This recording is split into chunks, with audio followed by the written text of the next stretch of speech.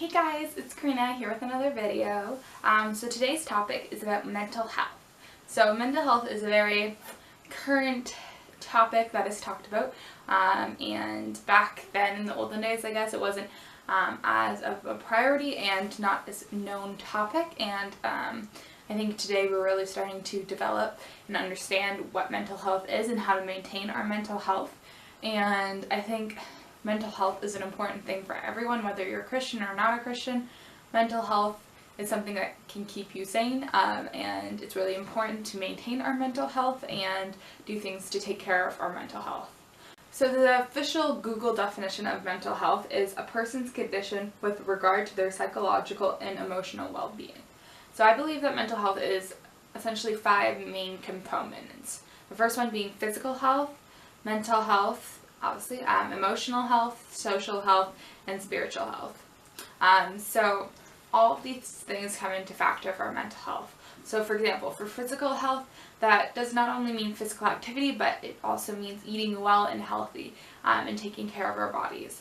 So I think it's really important that we all exercise. Not everyone enjoys exercising, but I'm sure you enjoy the feeling after. You're like, whoa, I just ran 5 kilometers, you know? It might be really painful and breathtaking in the moment, but by the time you're done, you're feeling like pretty good about yourself, right? So I think exercising is a really important thing, and don't get me wrong, it's definitely hard to find your sport or what you enjoy or what you like to do, but also know that with every sport comes its challenges, and you're not going to necessarily find a sport that you love, but it's really important that you encourage yourself to do it and try to get yourself exercising, you know?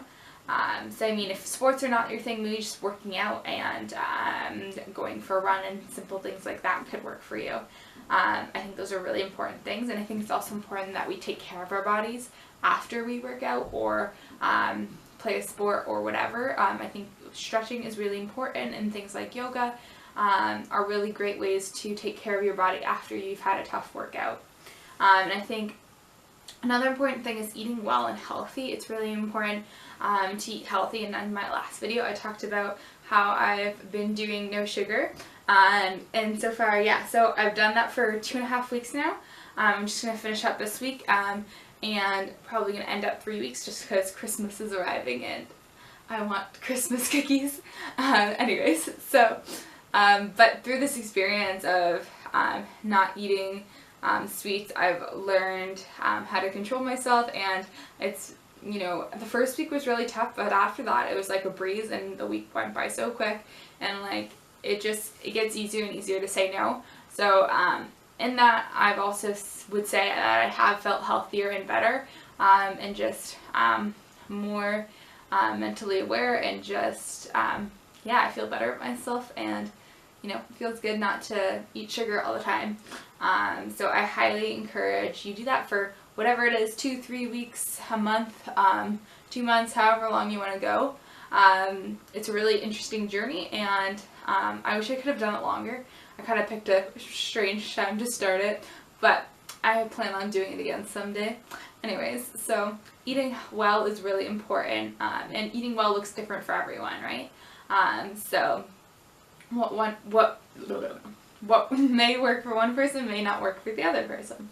So yeah, the next thing is like mental health. So taking care of our mental health can be like, I really enjoy coloring and doing like things that distract my mind. So like coloring, knitting, anything like tedious I enjoy, just like to take my mind off things. I think those things are really important. Or just like doing art, or you know, decorating my Bible, things like that, that just kind of calm me, work for me, or going for a walk. Being in nature is a really good one for my mental health. For emotional health, I would say journaling is probably my biggest tool. I think it's really important that we're in tune with our emotions and know how we're feeling and why we're feeling that way. And to do that, a really great way to do that is to journal. So I like to try to journal every single day before I go to bed, and just kind of like list off the things I was grateful for that day, and then just like reflections I had of the day, and some things I was feeling and why I think I was feeling those things.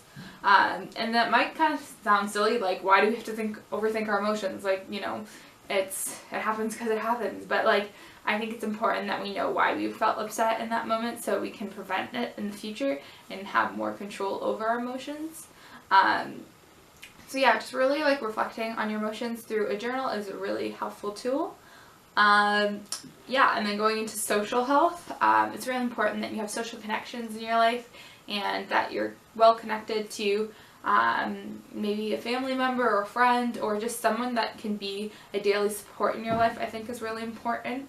In saying that, it doesn't have to be family. I get that everyone comes from a different family and you're not necessarily going to have someone that you trust in your family, but at least if you could have a good friend or a role model or mentor, anyone that you could look up to or go to for guidance who could help you when you're in a time of need, I think is really important. And yeah, I think just in general, having a social life can be important. I mean, obviously don't go like overboard.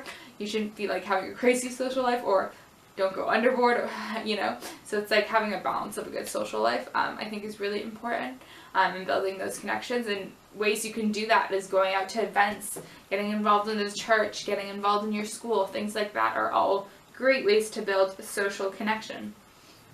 So the last one is spiritual health. So spiritual health can be anything like yoga, meditation, doing your daily Bible routine, anything like that, reading your Bible. Spiritual health is really just checking in with how you're doing spiritually and how you are in your faith and where you're at in all of that. And yeah, I think a great way for me to do that is just meditation and spending time in silence. Sometimes that can really be a difficult thing to do for some people, but I think it's really important that we know how to sit in silence with ourselves and deal with silence. It might sound like a simple thing to do, or it might sound like a really difficult thing to do to you, but I think it's a really important way to reflect and just spend time in quiet with the Lord, and I think that's a really great way to maintain your spiritual health.